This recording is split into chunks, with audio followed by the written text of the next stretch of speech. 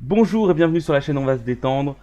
Aujourd'hui, nouvelle analyse d'une bande-annonce qu'on attendait depuis longtemps, The French Dispatch, le nouveau Wes Anderson. Et j'ai hâte d'en parler parce que tout simplement, c'est un réalisateur que j'aime beaucoup, que j'apprécie énormément. Et on se retrouve là donc du coup, ici, pour en parler. J'espère que va vous plaire autant que moi ça m'a plu.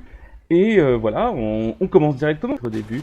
Donc, alors, ce qu'il faut savoir, ce qui est un peu au niveau scénario, c'est qu'apparemment, donc je fais un petit résumé.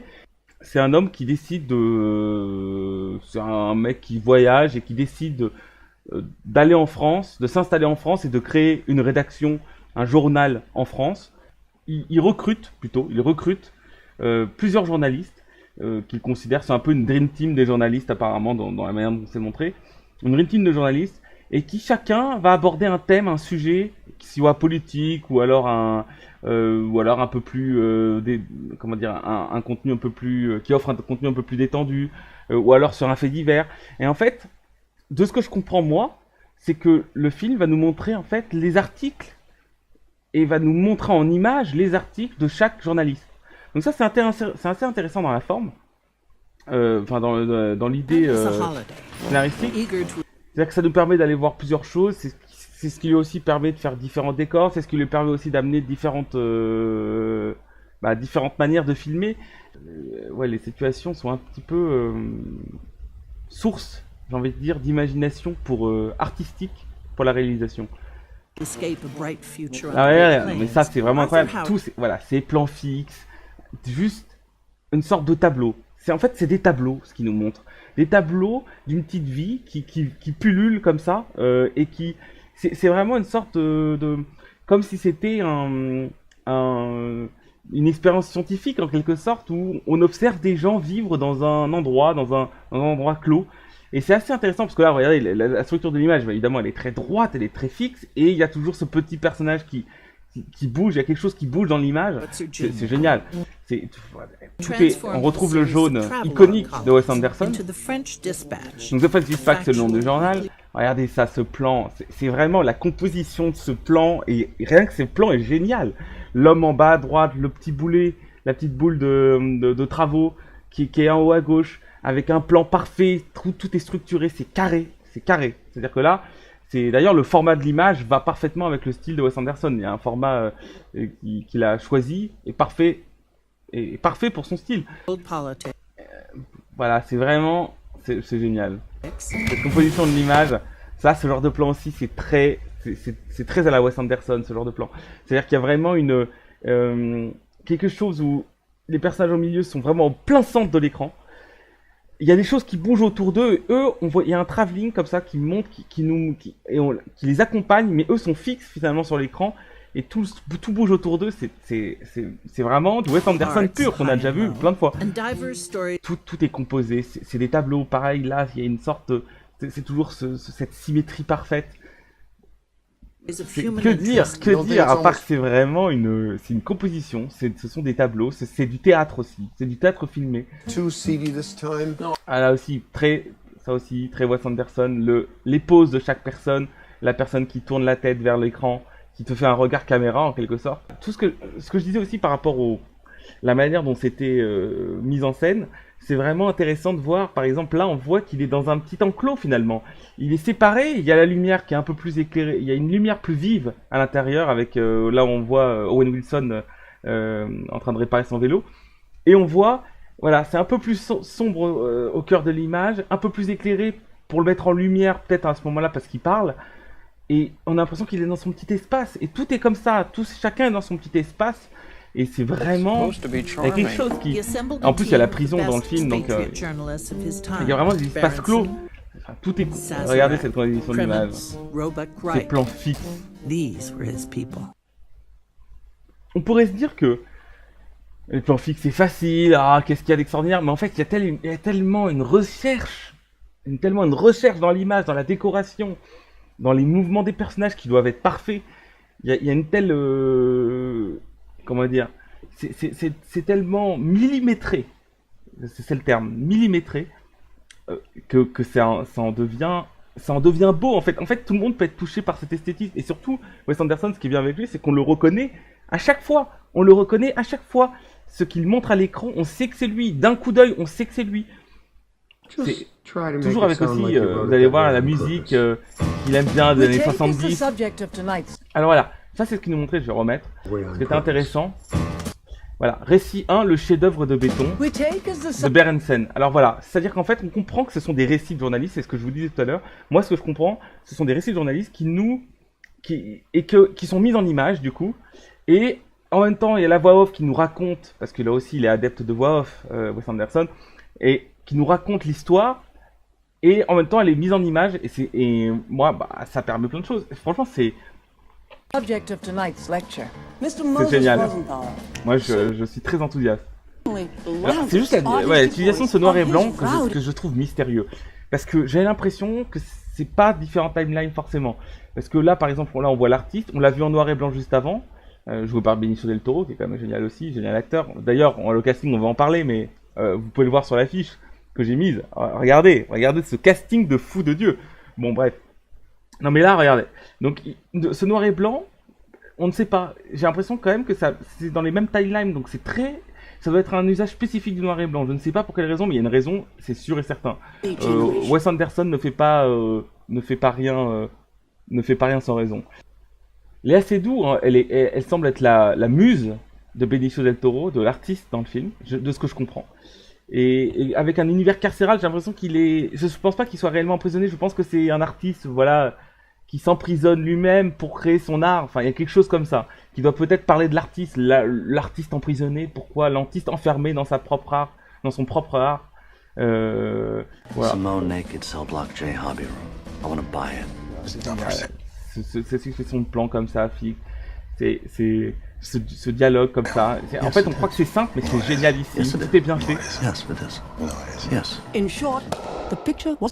Ça aussi, cette lumière qui s'active au moment où elle se retourne.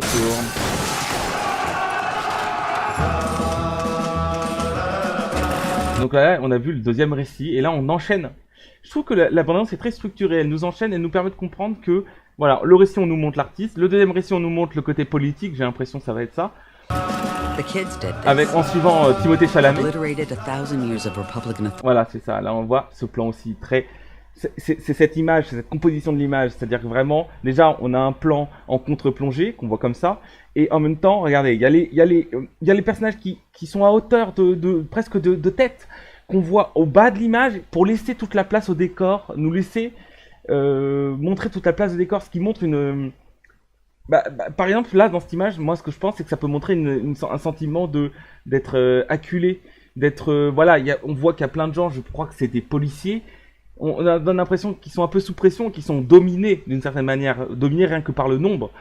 C'est vraiment intéressant, évidemment, regardez, les deux arbres symétriques, c'est parfait, les personnages sont au centre, symétriques, on les voit un peu, mais pas trop, les personnages principaux, et autour, on voit bien pour laisser place au décor et à l'information qui nous indique qu'il y a des policiers qui sont peut-être encerclés, quelque chose comme ça. C'est super intelligent.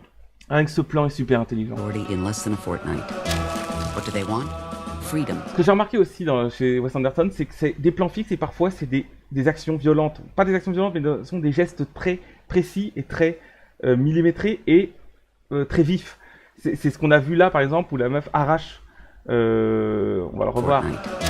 Hop, voilà, elle arrache le truc, c'est un plan fixe, il y a un mouvement qui se crée, toujours avec un fond jaune, souvent utilisé. C'est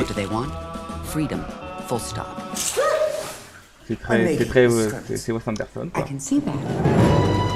Là, le récit 3. Donc on nous demande bien qu'il y a un récit 3. Alors, je pense qu'il y a 4 récits, parce qu'il y a 4 journalistes. Il y a 4 journalistes, mais là, on nous montre que 3 récits. Mystère. Et là, on nous parle de ce maître de la cuisine. On va nous parler du commissaire de police qui est joué par Mathieu Amalric. Un plan circulaire. Effectivement, très étrange. Il y a un ami qui m'a signalé ce plan-là. C'est vrai que... Enfin, en tout cas, il dénote par rapport au reste de la bande-annonce. Je crois qu'il est au milieu de la bande-annonce, d'ailleurs, à peu près. Un peu plus qu'au milieu. Et on voit qu'il y a un plan circulaire comme ça qui monte toute la table. Ça dénote du plan fixe. As you know by now, we have kidnapped your son Toujours ces travelling d'avant aussi, comme ça, sur les personnages. Encore Saoirse Ronan. Alors là aussi, pareil, cette composition de plan, c'est au milieu. Cherchez pas, c'est au milieu. La porte, elle est au milieu. Elle est au milieu, il y a le plan, il est enfermé. Elle est une sorte de confessionnal un petit peu, ça donne l'impression. Et Saoirse Ronan, moi, actrice que j'aime beaucoup. Alors, est-ce que... Tout d'un coup, je pense à ça, hein. C'est vraiment... On voit que c'est Léa Seydoux qui tue l'artiste. Alors, peut-être qu'en fait, il est réellement prisonnier. Ou alors, non. Peut-être une volonté. Moi, de ce que je vois comme image, comme métaphore, c'est peut-être la mort de l'artiste. C'est cette métaphore, peut-être que le mec, pour aller au bout de son art, eh ben, il doit lui-même se tuer pour aller au bout de ce qu'il imagine dans son art. C'est quelque chose comme ça. Peut-être que c'est une manière poétique aussi d'imaginer... Poétique, un peu sordide aussi. D'imaginer ce que l'artiste peut ressentir face à sa création, peut-être que si ça représente l'artiste, la mort de l'artiste, parce qu'il ne sait plus quoi créer, peut-être, et du coup il met fin à ses jours. C'est une vision très poétique, je trouve, de l'artiste.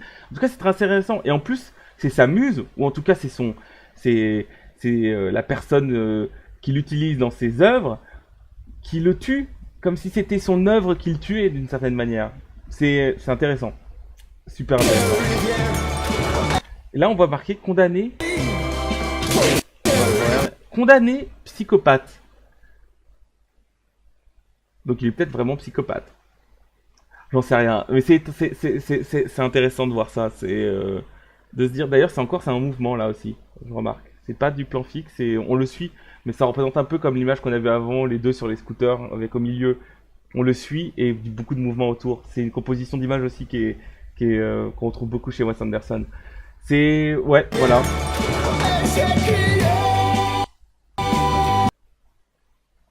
Il y a toujours une création d'image qui est incroyable.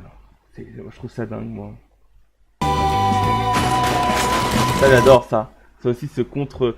Je sais pas si c'est dans la même scène... Il tire, et là il tire. Moi je trouve ça génial, cette symétrie. Et là, alors là c'est le casting. Là c'est le casting de fou.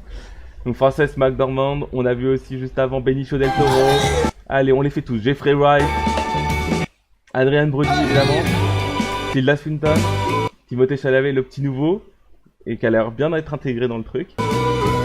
Léa Seydoux, une nouvelle. Owen Wilson, c'est génial, rien que cette image. Attends, je remets parce que j'arrête pas de me dire que c'est génial, désolé. ce plan juste, il regarde la caméra, avec son petit vélo, il prend le métro, enfin, c'est tellement bon. Mathieu Hamel, là, je connais pas trop, Stephen Park non plus, Bill Murray, évidemment. Et ça, j'adore ce plan. Ça me fait rire. Ça me fait tellement rire. Avec ces... Et qui arrive et... Je sais pas comment dire. Là encore... bah là, on voit. Ah ouais. Ah oui, c'est pas fini. D'accord, oui. Donc, Elizabeth Moss, effectivement. Edward Norton. Willem Dafoe. Saoirse Ronan, comme je veux dire. Christophe Waltz. Cécile de France. Ouf. Jason Schwartzman, évidemment. Qui est toujours là. Guillaume Gallienne. J'avais même pas remarqué. Guillaume Gallienne. Non, bon, c'est un casting de malade. Hein. C'est un casting de malade. Et ce plan, que j'adore comme ça, cette petite explosion qui crée la perturbation dans ce plan si parfait, et l'énorme explosion qui vient après en réponse, qui détruit totalement le plan, et ils interviennent tous, ils prennent tous leur position. Comme au théâtre, ils viennent tous prendre leur position comme ça, et avec celui qui nous pointe comme ça du doigt, bon, avec le flingue. A message from the foreman. 1 hour to press. Génial. Et ça, bon, comme je l'ai dit... Really? Don't cry in my office. Ça, c'est ce petit décalage d'image comme ça qui ne bouge pas, juste, c'est très droit, ça fait ça et ça cut. C'est génial. Ça va être fou, ça va être fou. Mais écoutez, que dire de plus? Que dire de plus à part que j'ai hâte. J'ai hâte. C'est magnifique, je trouve que c'est très inventif toujours. Et c'est tellement reconnaissable de Wes Anderson de voir ce film. Quand tu vois un bout, tu reconnais que c'est Wes Anderson. C'est beau, ça a l'air très... C'est intriguant aussi parce qu'il y a plein de choses dont on ne sait pas Je sais que ça se passe peut-être vers mai 68 en France. Donc voilà, il y a un peu une sorte de ce cadre-là politique qui est présent dans le film. Mais il y a aussi d'autres choses. On voit qu'il y a des choses, par exemple par rapport à l'artiste, c'est... Est-ce que ça va être lié? Est-ce que les récits vont être liés? Ou est-ce que par exemple l'artiste va vraiment être une sorte de... vraiment un récit sur l'artiste sans réussir à le lier aux autres? Est-ce que ça va être vraiment récit? Ou alors ils vont essayer de... Est-ce qu'il va essayer de lier tout ça pour que ça fasse quelque chose de parfaitement cohérent? Ça pourrait être le cas. En tout cas, je pense bien que c'est 4 récits et pas 3, parce que c'est pas très symétrique, je trouve. Ça ferait normalement, on fait 2 récits. Avec Wes Anderson, normalement, c'est 2 récits, à mon avis. Ça peut pas être non symétrique, ça semblerait fou. Je veux dire de plus, à part qu'on l'attend, que ça va être génial, je pense. J'ai pas beaucoup de craintes. Sur le film. Et un casting de malade. Une bande-annonce parfaite, qui en montre beaucoup, sans en dire beaucoup, réellement. Et voilà, on a hâte de voir ça. J'ai hâte. Dites-moi ce que vous en pensez dans les commentaires. J'aimerais bien avoir vos retours. Et n'hésitez pas à émettre vos hypothèses sur le scénario, sur aussi, crier votre amour de Wes Anderson dans les commentaires. Et je vous dis, moi, à la prochaine vidéo, pour une analyse ou une critique, je sais pas encore, mais je vous dirai ça. Et voilà, bonne journée, bonne soirée. Ciao.